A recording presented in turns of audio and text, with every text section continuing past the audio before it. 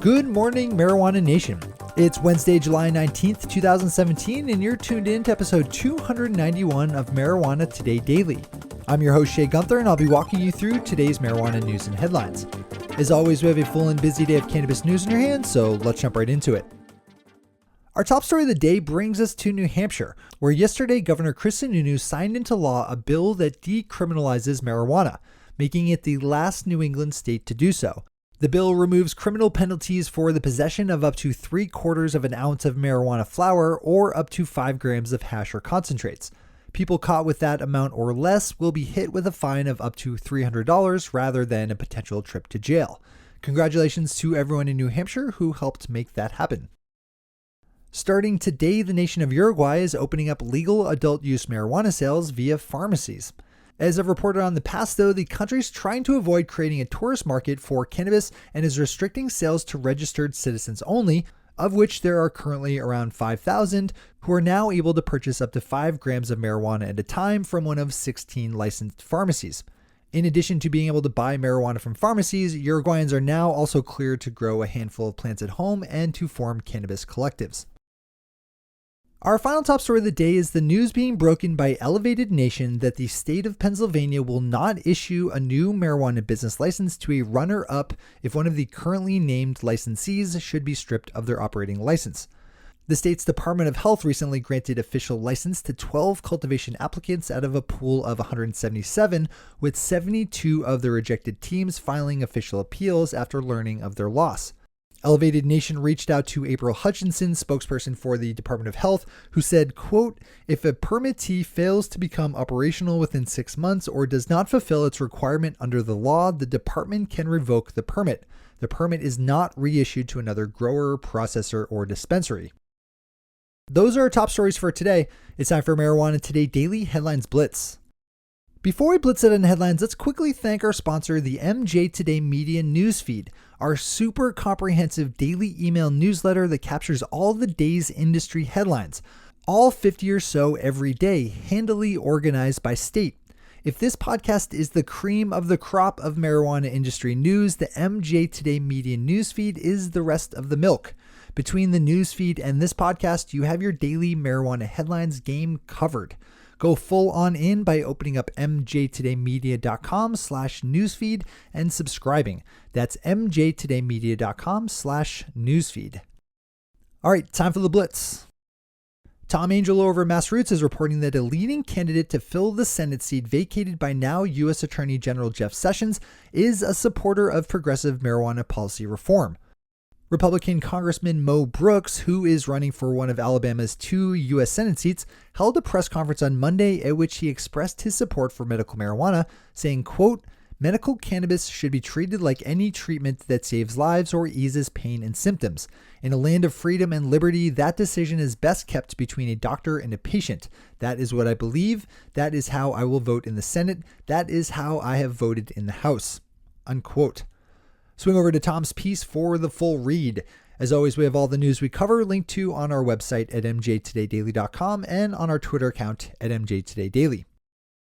Yesterday, Massachusetts State Treasurer Deb Goldberg said she had, quote, "no idea," unquote, if her state would be able to actually implement adult use legalization by next July, as envisioned under the adult use ballot initiative passed by voters in the fall.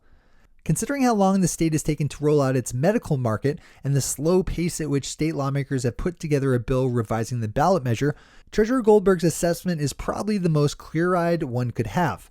Under the newly revised adult use law, Ms. Goldberg will directly appoint the chair of the state's Cannabis Control Commission and will be involved in the selection of 2 of the 4 other members needed. This is a good story to dive into fully.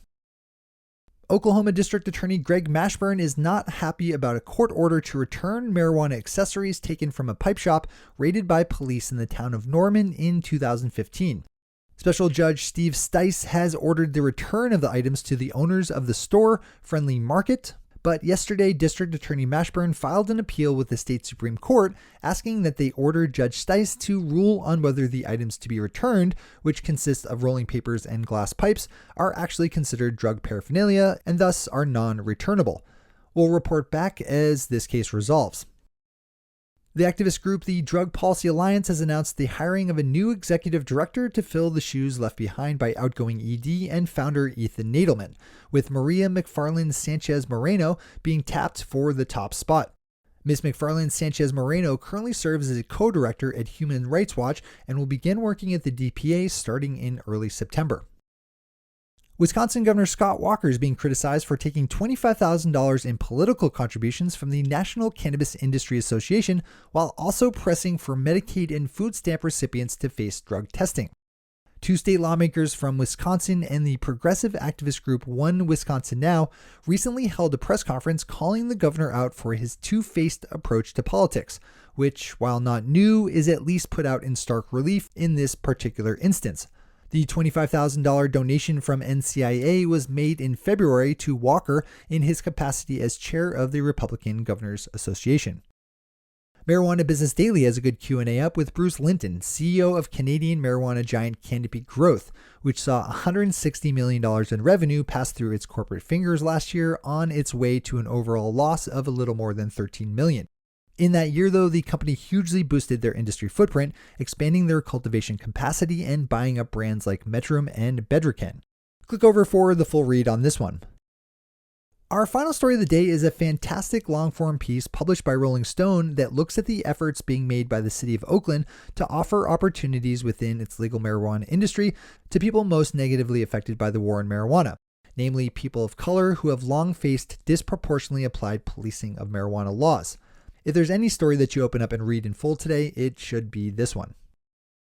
Those are the headlines and news for the day. I'll be back with you again tomorrow morning with another information-packed episode of Marijuana Today Daily. But in the meantime, if you have any stories to share or feedback to give, zip us an email to headlines@mjtodaydaily.com.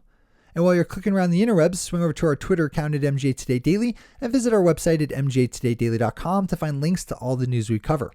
Thanks to our sponsor, the MJ Today Media Newsfeed, and to all of our awesome Patreon listeners for the support that makes this show possible.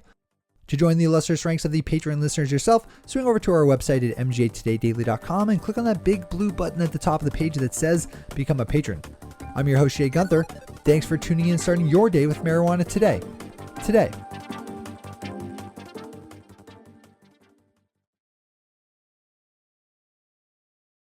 One take, Shay. One take.